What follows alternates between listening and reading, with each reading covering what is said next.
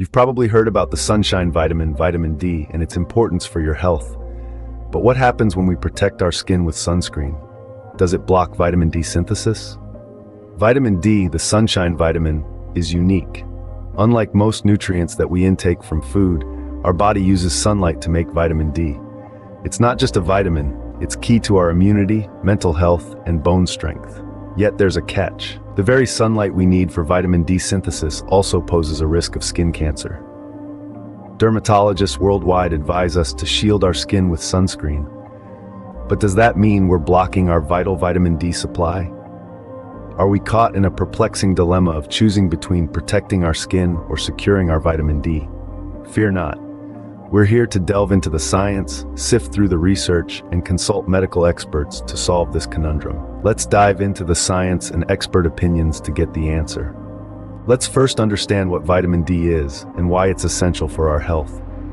Vitamin D is a unique, fat-soluble vitamin that our bodies can produce when our skin is exposed to the ultraviolet rays of sunlight. It's also naturally present in certain foods like eggs and sardines.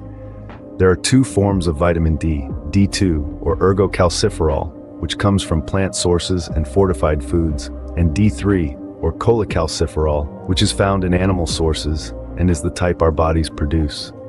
Both forms serve the same purpose, though D3 is more effective and bioavailable. What makes vitamin D so important? Well, it plays a vital role in promoting calcium absorption in the gut, essential for bone health. Our bodies can't produce calcium naturally, so if we're not getting enough calcium and vitamin D through our diet, or in the case of vitamin D, sunlight, our bodies start to pull calcium from our bones, weakening them. Hence, maintaining adequate levels of vitamin D is crucial for keeping our bones and teeth strong.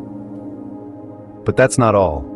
As dermatologist Alam Mishan explains, vitamin D is an essential nutrient for promoting calcium absorption and has a secondary function in reducing inflammation and sustaining immune function. It's important to note that getting enough vitamin D is particularly crucial for children and older adults. Children deficient in vitamin D are at risk of developing rickets, a condition that weakens bones and can lead to deformities. Older adults need sufficient vitamin D to avoid bone-related diseases like osteomalacia, as bone mass declines with age. Clearly, vitamin D plays a crucial role in our health. But how does our body produce it? When we step into the sunlight, a fascinating process begins in our body, leading to the production of vitamin D. As sunlight touches our skin, it kickstarts a series of chemical reactions. The ultraviolet B, or UVB, radiation from the sun interacts with a type of cholesterol in our skin, converting it into a substance known as provitamin D3. This substance then undergoes a transformation, thanks to our body's heat, turning into vitamin D3, also known as cholecalciferol. However, the journey doesn't end there. This newly formed vitamin D3 travels through our bloodstream and makes a pit stop in the liver. Here, it gets converted into a molecule called 25-hydroxyvitamin D, or calcidiol. This is the substance that doctors usually measure when checking our vitamin D levels. But the final transformation happens in the kidneys, where calcidiol gets converted into 1,10,25-dihydroxyvitamin D, or calcitriol. This is the active form of vitamin D, acting more like a hormone than a traditional vitamin. It's this form that helps our body absorb calcium from the food we eat, strengthening our bones and teeth. This process is a delicate dance, with each step relying on the one before it. And several factors can affect this dance. The time of day, the season, our geographical location, and even our skin color can influence how much UVB radiation we absorb, and consequently, how much vitamin D we produce. For instance, during winter months, when the sun is lower in the sky, we might not get enough UVB radiation for adequate vitamin D production. Similarly, individuals with darker skin, which contains more melanin, might need longer sun exposure to produce the same amount of vitamin D as those with lighter skin. So, while it's true that our bodies need sunlight to produce vitamin D, it's not as simple as stepping outside. We need to consider these various factors to ensure we're getting the optimal amount of this essential vitamin. In essence, it's a balancing act between getting enough sun exposure and protecting our skin from the sun's harmful effects.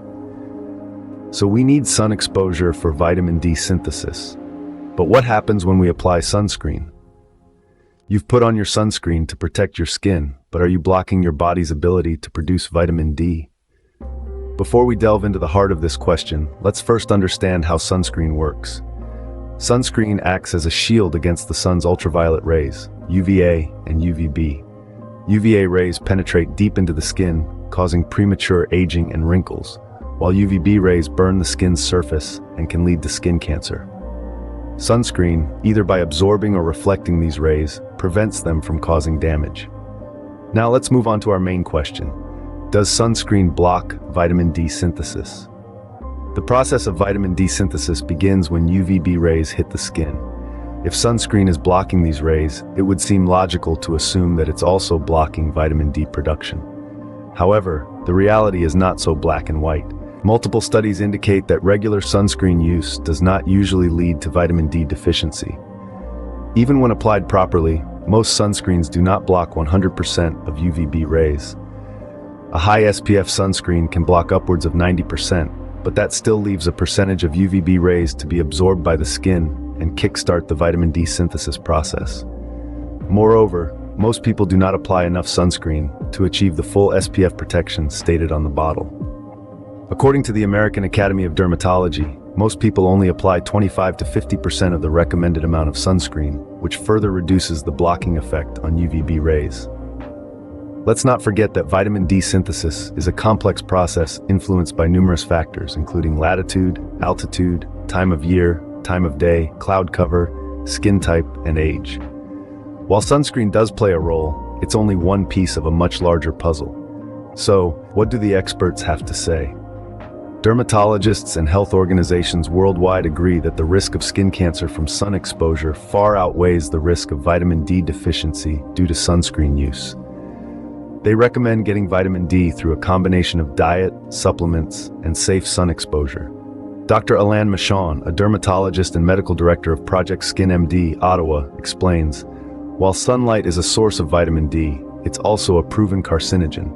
Just like we wouldn't recommend smoking for its minor benefits, we don't recommend unprotected sun exposure for vitamin D synthesis. It's also worth noting that vitamin D deficiency is relatively easy to diagnose and treat, while skin cancer can be deadly if not detected early. So is there a middle ground? Can we protect our skin and still get enough vitamin D? Yes, there is. The key is balance. Experts recommend short periods of sun exposure on the hands, face, and arms without sunscreen several times a week. This, combined with a diet rich in vitamin D and possibly supplements, can help maintain healthy vitamin D levels without increasing the risk of skin cancer. Remember, when it comes to sun exposure, moderation is key. Health experts have weighed in on this dilemma. Let's hear what they have to say. Renowned dermatologists and nutritionists have offered us their insights on how to reconcile sun protection and vitamin D synthesis. They suggest that while sunscreen does reduce vitamin D production, it doesn't completely block it. The protection provided by sunscreen against harmful UV rays, which can cause skin cancer and premature aging, far outweighs the risk of a slight reduction in vitamin D levels. They recommend safe sun exposure practices, such as limited sun exposure during peak hours, typically between 10 in the morning and 4 in the afternoon. However, they advise that the duration of exposure should depend on your skin type, geographical location, and the season. For instance, those with fair skin may need less sun exposure than those with darker skin tones to produce the same amount of vitamin D. Health experts also stress the importance of wearing protective clothing and sunglasses, and seeking shade whenever possible during these peak hours. They emphasize that these measures, combined with the use of a broad-spectrum sunscreen with an SPF of at least 30, can help protect your skin while still allowing for some vitamin D production. And let's not forget that sunlight isn't the only source of vitamin D. Dietitians remind us to incorporate foods rich in vitamin D into our diets. Fatty fish like salmon and mackerel, fortified dairy products, eggs and mushrooms are good examples. And if you're vegan or vegetarian, there are plant-based milks and cereals fortified with vitamin D. For those who live in areas with less sunlight or have a lifestyle that limits sun exposure, experts suggest considering a vitamin D supplement. As always, it's best to consult with a healthcare professional before starting any new supplement regimen. So, while sunscreen may limit vitamin D synthesis to some extent, with the right balance and alternatives, we can ensure we're getting enough of this vital nutrient.